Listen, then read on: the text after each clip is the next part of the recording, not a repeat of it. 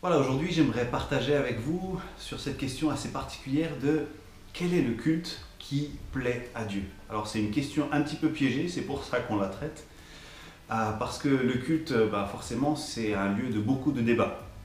Donc, euh, peut-être avant d'entrer dans la question du culte qui plaît à Dieu, et on imagine en termes de style, en termes de contenu, etc., peut-être on peut définir qu'est-ce que ça veut dire le culte, qu'est-ce qu'on met dans le culte, et forcément, ça fait référence à l'adoration. L'adoration, qu'est-ce que c'est? Le mot, on l'utilise en français pour j'adore ma femme, j'adore le chocolat, j'adore mon chien, j'adore les pâtes. Ça veut dire finalement j'adore, j'aime extrêmement. C'est quelque chose qui est formidable dans ma vie. Je l'aime beaucoup, beaucoup, beaucoup. Voilà, c'est un amour extrême. Et donc, par rapport à Dieu, l'adoration au niveau religieux, spirituel, ça veut dire j'aime Dieu extrêmement. Le Seigneur est tout dans ma vie. C'est ça, ça veut dire j'adore. Et on trouve ça notamment dans Apocalypse, chapitre 14. Il y a le message d'un ange qui dit craignez Dieu et donnez-lui gloire, car l'heure de son jugement est venue, et adorez celui qui a fait le ciel, la terre, la mer et les sources d'eau. En gros, cet ange, il dit mettez votre amour au bon endroit. Mettez votre amour dans celui qui va réellement être digne de votre amour. Parce que si vous mettrez votre amour complet dans quelque chose qui vous trahira, vous serez déçu. Donc mettez votre amour là, au bon endroit. Ensuite, par rapport au style, on a une belle conversation de Jésus avec une femme samaritaine. Il y avait un petit peu des différences de perception du culte justement entre les Samaritains et les Juifs. Et Jésus, discutant avec cette femme, lui parle d'une eau vive. Il lui parle de quelque chose de réellement vécu qui pourrait remplir sa vie.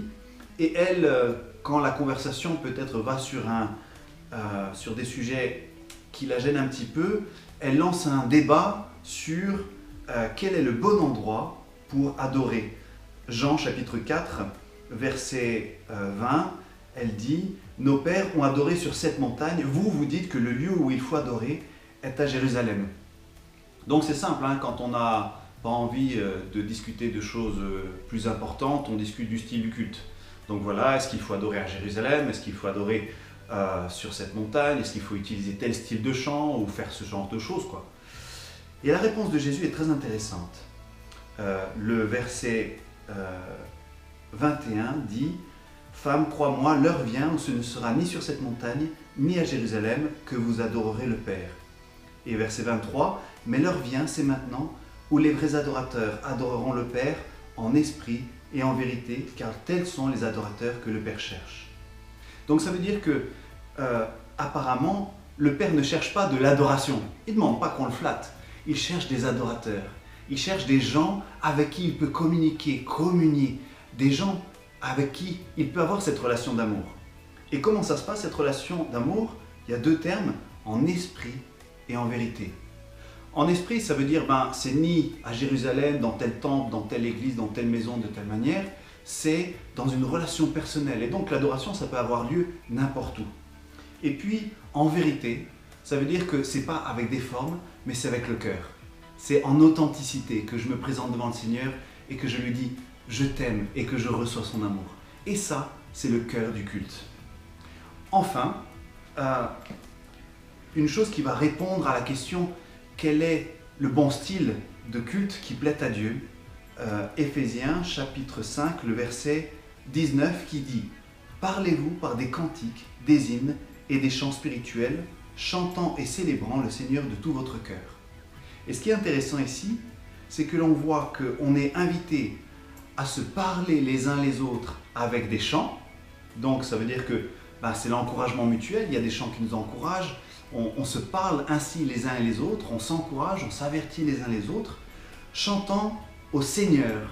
Donc c'est assez étonnant, on se parle les uns les autres avec des chants qui louent le Seigneur. Donc il y a un aspect horizontal dans le culte, c'est-à-dire que le culte doit être encourageant pour ceux qui sont là, et il y a un aspect vertical, c'est-à-dire que c'est un culte qui doit être dirigé vers le Seigneur.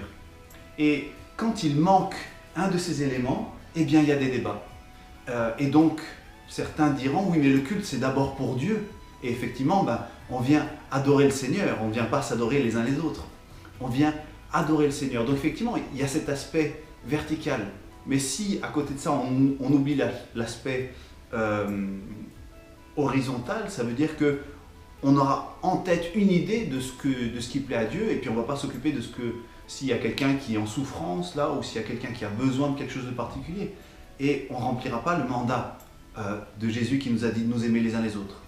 De la même manière, si on pense au culte seulement au niveau horizontal, c'est-à-dire pour faire quelque chose qui nous plaît ou qui soit pertinent pour nous, c'est important, mais toujours en nous rappelant que c'est pour nous aider à nous tourner vers le Seigneur et à lui exprimer notre amour, et aussi nous à être en bonne condition pour recevoir son amour. Et je crois que là, à travers ces deux aspects-là, à partir du moment où on réfléchit à les mettre bien ensemble, alors on a un culte qui plaît à Dieu.